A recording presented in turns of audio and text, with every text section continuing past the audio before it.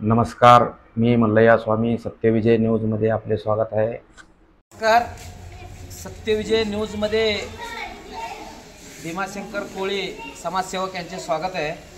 आज आपण इथं शरण शिवलिंगेश्वर महाराज मठ भारतरत्न इंदिरानगर इथे आपण सगळे महिलांना बोलवलेले आहे। तर या अगोदर आम्ही राशन कार्डसाठी अनेक वेळा पालकमंत्री, जिल्हाधिकारी आणि जूनमध्ये राशन धान्य पुरवठा अधिकारी गवळी साहेबांना पण दिले होते। पुरी साहेब होते तिथं, अनेक साहेबांना आम्ही सगळं कागदपत्र देऊन सुद्धा तिने बोलले होते आम्हाला की उत्पन्न दाखला वगैरे द्या। सगळ्यांचे उत्पन्न दाखला दिलेले आहे।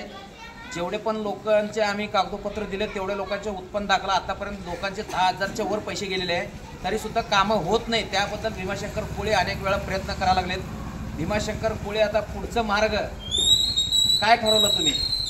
येते बुधवारी 4 तारखेला कलेक्टर साहेबाला कलेक्टर साहेबांना जाऊन डायरेक्ट भेट घेणार आणि साहेबासमोर जे आम्हाला फसवणूक केलेत त्यांच्यावर कारवाई करण्यासाठी आम्ही साहेबाला तक्रार देणार आहे। हो, बरोबर आहे, हे बरोबर आहे, हे योग्य आहे। कारण की आता नागरिक आमच्या आई बहिणींमुळं आम्ही खिशातले पैसे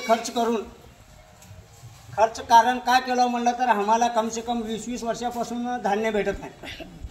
त्यामुळे नागरिकांना राशन मिळावा आणि धान्य भेटावं म्हणून आम्ही एवढीच विनंती करतो आणि जे आम्हाला फसवले त्यांच्यावर गुन्हा दाखल साहेबांसमोर जाऊन गुन्हा दाखल करायला लावतो म्हणलं तर लावतो आम्ही।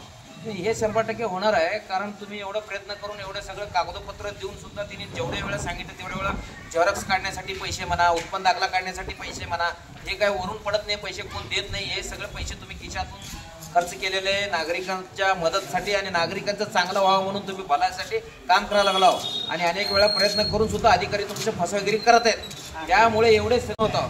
पण आता याच्या पुढं जिल्हाधिकारी साहेबांना एक सांगणार आहे, जे कोणी अधिकारी फसवेगिरी केलेत भीमाशंकर कोळी सांगितल्यासारखं त्यांच्यावर कडक कारवाई होण्याबाबत नम्र विनंती आमच्या पूर्ण भारतरत्न इंदिरानगर इथल्या रहिवासींचा कळकळीची विनंती आहे आणि भीमाशंकर कोळी यांच्याकडून सुद्धा कळकळीची विनंती आहे। जय हिंद, जय महाराष्ट्र।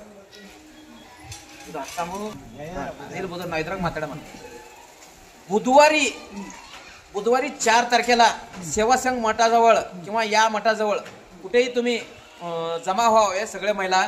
आपल्याला जिल्हाधिकारी साहेबांना पुन्हा एक फ्रेश नवीन निवेदन देण्याचं आपण ठरवलेलं आहे आणि भीमाशंकर कोळी पण या मान्यता दिली ती। त्याबद्दल आम्ही सर्वजण मिळून आपण सगळेजण रेशन चालू करून घेण्यासाठी आपण बुधवारी पुन्हा एकदा कलेक्टर साहेबांकडे जायचं आहे।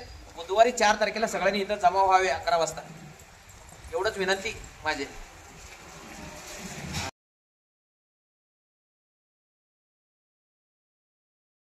सत्यविजय न्यूज चॅनल संपादक मल्लय्या स्वामी या चॅनलला लाईक करा, शेअर करा, सबस्क्राईब करा।